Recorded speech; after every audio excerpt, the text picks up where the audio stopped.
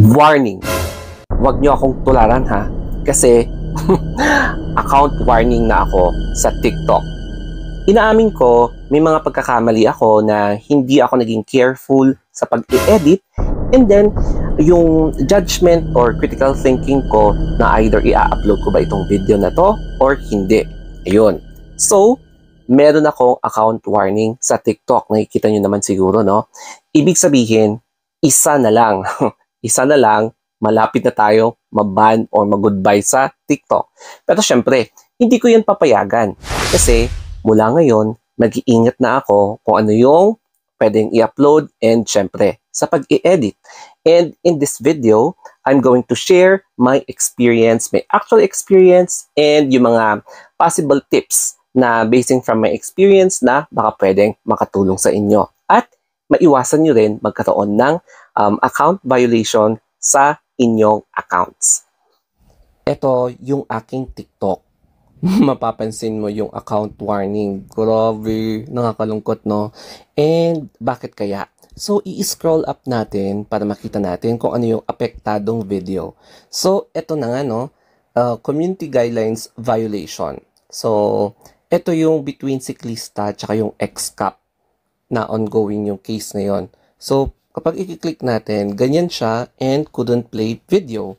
So, bakit daw? View details. Tignan natin.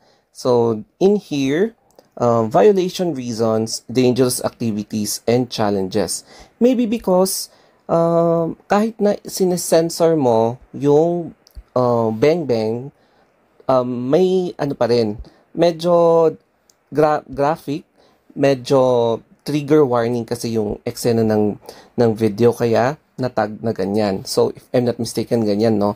Pero, for me naman, tinanggal ko naman yung mga parts na medyo disturbing or medyo trigger warning, nakaka-trigger siya emotionally. Pero, community guidelines violation. So, in-appeal natin siya and tignan natin kung, ayan, appeal receive, we'll send you a notification as soon as we have an update. So, tignan na lang natin kung ano yung magiging resulta nito after a few days. So, sana mapansin ito. Pero kapag kapag na-reject yung appeal, syempre, i-delete na talaga yung video. So, sabi dito, you may lose access to your account. OMG. Your account has multiple policy violations. Another violation could result in a ban from TikTok. You may also view and appeal past violation. So, review our community guidelines. Tapos, ito yung pinaka-last na violation, no? Ito yung sa siklista versus yung XCAP or yung dati na police, no? So, ito yung nangyari. Then, content restored. Ganito ang mangyayari kapag inappeal mo tapos nag-succeed ka. Ayan, ikaw yung nanalo. Thank you for submitting your appeal. We have reviewed and restored your content. We apologize for any inconvenience. Ayan. So, ito yung customer versus bagger, no? So, may confrontation kasi doon sa video in which ganun din sa siklista versus sa XCAP. Kaya, hoping ganito yung mangyayari, content restored after a few days of review. Pero ito kasi, ilang minutes lang tapos na-restore na nung inappeal ko. So, hindi ko alam kung bakit matagal siyang mag-respond ngayon. However, may mga videos na ayaw talaga ng TikTok. Itong content can't be restored. It was determined that your content violates our community guidelines. Tapos, ito yung vlog ko about sa pagkuha ko ng NBI clearance. I think na ipakita ko yung NBI clearance ko with my personal details. Hindi ko ata na cut yon doon sa pag-i-edit ko. That's why, ayun, personal information. So, tama, personal information yung nakalagay doon. Nakalimutan ko siguro i-edit yung personal information ko. Kaya, nakita agad ng nag-check, nag-i-edit. So, hindi siya na-restore. So, kawawa naman ako, diba? Ito na yung ating isi-share na tips basing from my experience. Number 1, syempre, basahin nyo yung community guidelines. Kung ano nga ba yung do's and don'ts sa mga pag-upload ng videos. And syempre, content creators, minsan nakakalimutan din nilang basahin, especially kapag may mga bagong updates.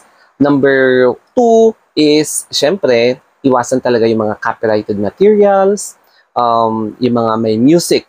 Yun yung kadalasan na medyo napapalo, no?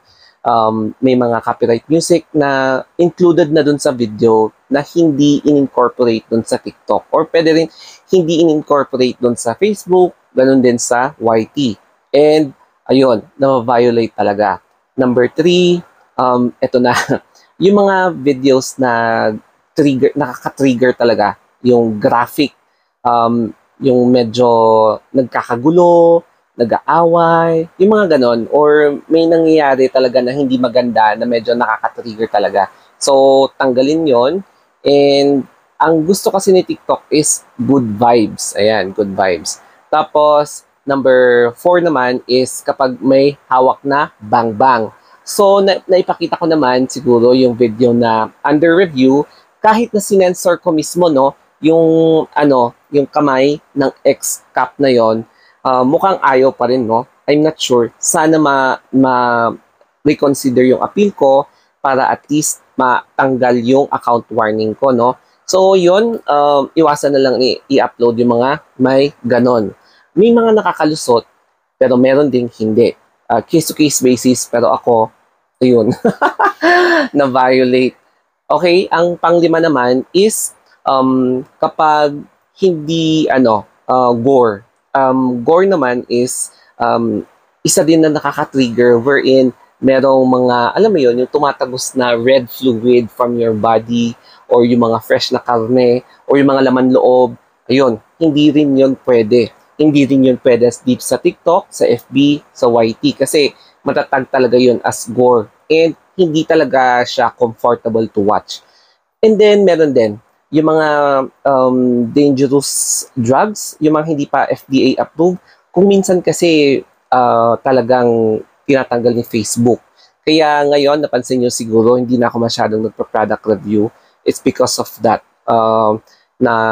Na-warningan din ako, and syempre, ayoko naman ulitin. So, yun yung mga top 5 tips ko na pwede kong i-share sa inyo basing from my experiences. Kaya sa mga nagbe-message dyan, ayun, I am just sharing kung ano yung nangyari sa akin from the past para sa inyo na hindi mauulit. Para hindi kayo matulad sa akin, sana nakarelate sa inyo itong mga sinabi kong advices or tips para hindi rin maulit sa inyo kung ano yung nangyari sa akin. Ayan. So, in this video, I do really hope na sana meron kayong natutunan kasi knowledge is power. Basta magbasa na lang kayo dun sa community guidelines para iwas ganito. Iwas ma-take down yung mga videos nyo or iwas ma-chugi yung account nyo. Okay? So that's it guys. Always remember to read and read and read. Okay? So that's it guys. Thank you and have a nice day.